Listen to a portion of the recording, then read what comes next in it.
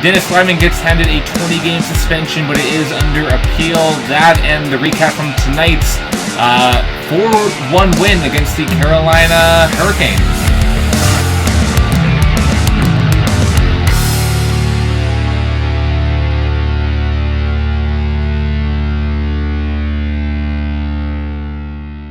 Yeah, Sean Monahan, 4 points, 3 assists, and 1 goal. That guy played really good, stepped it up as leadership compared to what some people are saying. But yeah, he had a good game.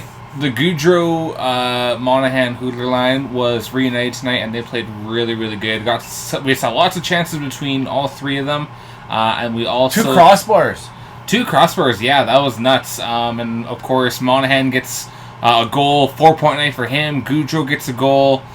So really nice to see that top line kind of looking like they were back in December and even towards last year.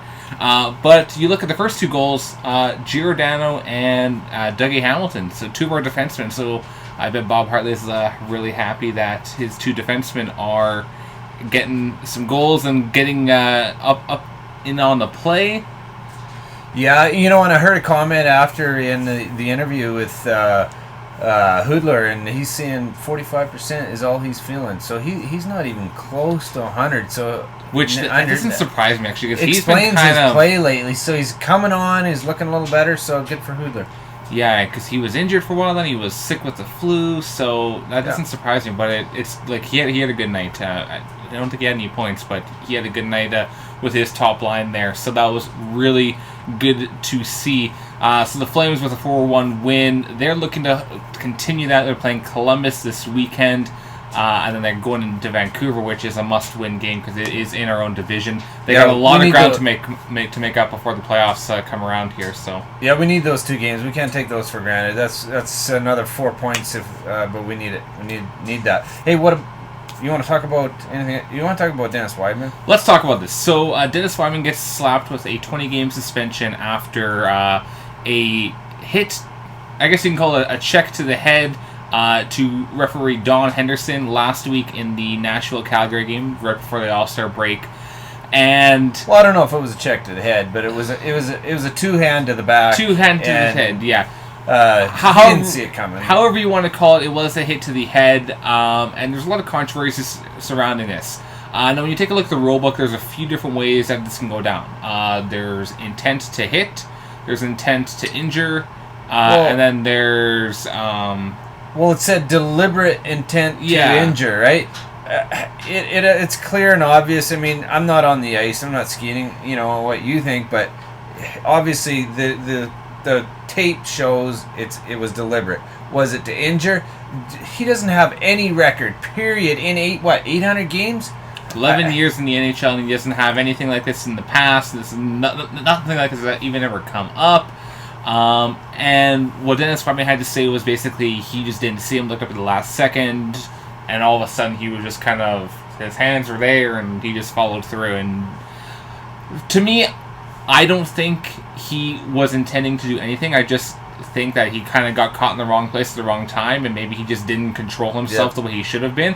But you look at the play that happened directly before that, he was hit pretty hard. Well, if there had been a penalty called right there on that play, this would have never happened. But hindsight's 20/20, so what do you do? I have heard from a few sources that there was a concussion spotter that had said, hey, Wideman needs to go to the dressing room, and Wideman said, no, I'm fine. Wideman, from what I hear, Wideman had told the trainers, I'm fine, I don't need to go to the dressing room, but he probably should have been checked out, especially when the concussion spotter said, hey, you need to go to the dressing room. And Wideman did, in his hearing, say that don't blame it on the trainers because he made the decision for himself to stay in the game and play the rest of the game. I didn't know it was a decision. I understand. I thought it was, if that's spotted, it's a must. I thought that's a rule in... That's what I was under the impression as well. This is just what I've been hearing from some of the sources online, so maybe I'll tweet about it some more. Well, you can follow me down in the description if you want to hear more. Well, it's going to appeal with Gary Bettman, and then if that doesn't get solved, then arbitration. And I understand that even through those processes, it could be less, it could be more. So I guess we'll see where that goes. An arbitrator could say, hey, you know what, that was a dirty hit, 30 games now, 40 games now. Rest of the season, you're out. So yeah, it's all over the map. Some think less, some think more. It's all over. And in the past, there's been other items that haven't even been called. Same referee. How about that Vancouver hit? I think this is the big issue that I really want to talk about is that the Officials Association is really trying to crucify Dennis Wideman here. And I don't think it's justified because I'll see if I can throw a clip up on the screen here. But basically, a much worse, in my opinion, play where a Vancouver player just completely steamrolls the same referee, Don Henderson. He face plants onto the ice, no call, no suspension to that Vancouver player, and to me, that is a play that looked much worse in my eyes than what we saw with Dennis Wideman. Now, granted, Don Henderson did go to the hospital and he is in recovery. He won't be back in the NHL for a couple more weeks. So I guess that has something to do with the whole situation. Whoa. But at the same time, when you look at the severity and the whole intent to hit, the Vancouver play looks much more like an intent to hit and an intent to injure than the Dennis Wideman play does. Yeah, I mean, it all depends if Coley Campbell got his coffee that morning or something. I don't know. I mean, like it is. If they didn't give out the 20 games, everybody would be all over him. So you know what? It's going through what it's going through, and we'll have to pay the consequences. And so will Dennis Wideman. I think part of it comes down to as well as the Officials Association was basically saying, "Hey, this needs to be dealt with," and they're trying to crucify him. So then it just says, "Okay, here's 20 games." Oh, sure. But if they expect the NHLPA to appeal, which they have, we don't have any more information on that yet. But if they expect them to appeal, then they'll say in their going into it at the beginning, they know the end result is going to be 10 games or 6 games or whatever it's going to be. But the Officials Association has already come out and said that they don't think the penalty is severe enough. So I've seen a lot of late hits on Dennis Wideman this year, and a lot of teams are keying on him. He's been taking it, and I think they're late. And you know what? Part of me wants to say, you know what? The referees, no one deserves it, but what if they started calling some of that, and every time they make a bad call, what if we were all over them for their mistakes? Life happens. Like, let's move on, but here we are, so, I mean, I hope the best. Dennis Wideman, we know he's a good guy. Yeah. We know he's a good player. We love him to death. So all the best for him, and hope this gets solved, and everybody would remember him for the guy he really is, not in a weak moment. Yeah, because if you've never played the game and got hit hard and stunned, I mean, I've been there. Well, he went head first into the glass, teeth knocked out. You know, like I don't know how people are saying that he wasn't. Like, he couldn't have been woozy or, like, at least dazed. Like, if you look at what happened, he goes straight into the glass. And if anyone that plays hockey or has skated before, you know how much of a fast-paced game it is. You know how fast you're going on that ice. So, there's things that I think are being overlooked here, and it's a bit of a crucifixion of Dennis Wideman, which I don't agree with. But regardless, he's out. And one other thing I'll quickly mention, which is a little bit of a downfall for the Calgary Flames defense, is that TJ Brodie also left the game with what looks to be a lower body injury. He blocked a shot which was just above the knee right here. Well, I think he turned his knee, so I don't know if it's just above the knee or it's on the inside. I think Kelly Rudy was saying it was just above the knee. It looked kind of like it was maybe below. It's hard to say. We don't have any official information. See my knee, but yeah, it's so he sat for a shift, and then he tried to skate it as well, and he just wasn't feeling it, so he did go to the locker room and did not return. So if he is out for even a few games or long term, that definitely hurts us, because now we're out two someone better step up.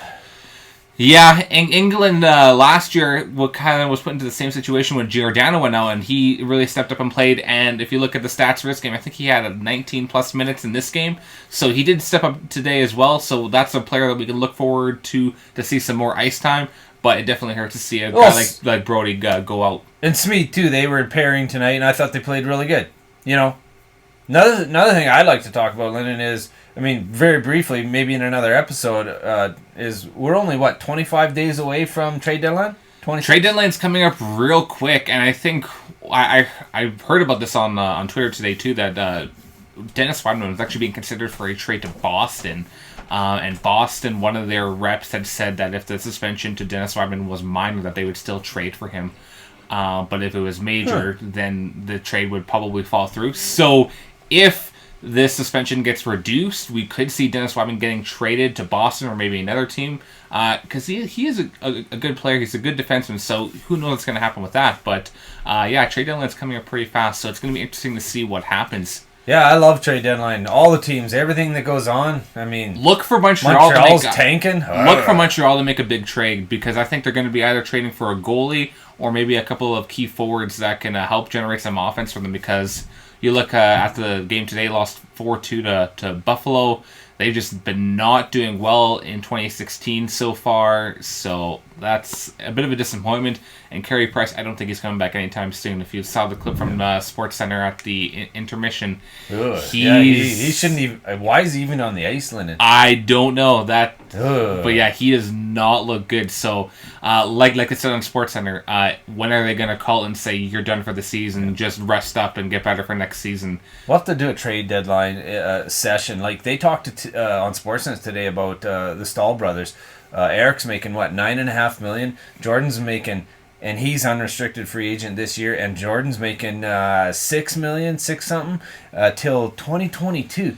I mean, that's what, $15-16 million. There's a lot of players who are going to have to. If they got 9 unrestricted free agents. There's a lot of players that are going to have to either take a hit on their paycheck or they're going to have to take a hike, because in this new NHL, you can't be spending that much money on players that were superstars. Like, it's all about the young, fresh talent that's coming in. So, hey, what quick thoughts on Connor McDavid? I know we're running late, but Connor McDavid, that goal, that I can't stand the Oilers, and I can't stand Oiler fans so much. They're loving Connor right now. That was sick. Oh my gosh, like that goal was so nasty. He made those 2 defensemen and the goalie just look silly. He made it look like they were playing against like a couple of 5-year-olds. Like it was sick nasty. Welcome back, Connor. Good job. The Oilers are there. You know what? I see their ship turning. Finally, Oilers have done a lot better this year. Now that Connor McDavid's back, I expect them to make a strong run to the end of the season. I don't know if they'll make the playoffs, but I think they'll come close. Yeah, we'll see. But they're on the right track. Let me tell you. Yeah, that. But even if they don't make the playoffs, I mean, nasty. Geez, with their luck, they win the lottery again. Okay, can we? No, please, no. Okay, what else? Quickly. I think that's it. All right. Yeah. If you like this episode, make sure you hit the like button and subscribe for new content. We post new videos every single Thursday. As we are getting towards the end of the season, you might see some special episodes pop up, like a Trade Center episode, maybe a live stream. Who even knows? Once playoffs roll around, there's always more frequent episodes because there's always hype, especially if the Flames are in the playoffs. So look forward to that. But yeah, best thing to do is hit the subscribe button and know when the videos come out and be able to watch them right away. So you're going to be busy over the next couple of weeks working on the Rock Tournament. That's right. You can expect a couple videos to go up on this channel right away. I'll leave a description. You can head over to the Rock channel as well. It's youtube.com/TheRockRegina. It's a Christian basketball invitational tournament held here in Regina where we are located. It's a lot of fun. Some of the games will be live streamed, so you can watch them live online. It's a lot of fun. So if you're into basketball, it'll be a good change of pace from a little bit of hockey. And then, of course, we'll get back to hockey right after that. But yeah, it's a lot of fun, so make sure you stick around for that. I'll leave all the information for that in the description below. Other than that, I think it's going to do it for this episode. 4-1 win for the Flames. Good start after the All-Star break. Hopefully they can keep it up in the rest of the season here. But until then, we'll see you guys next week.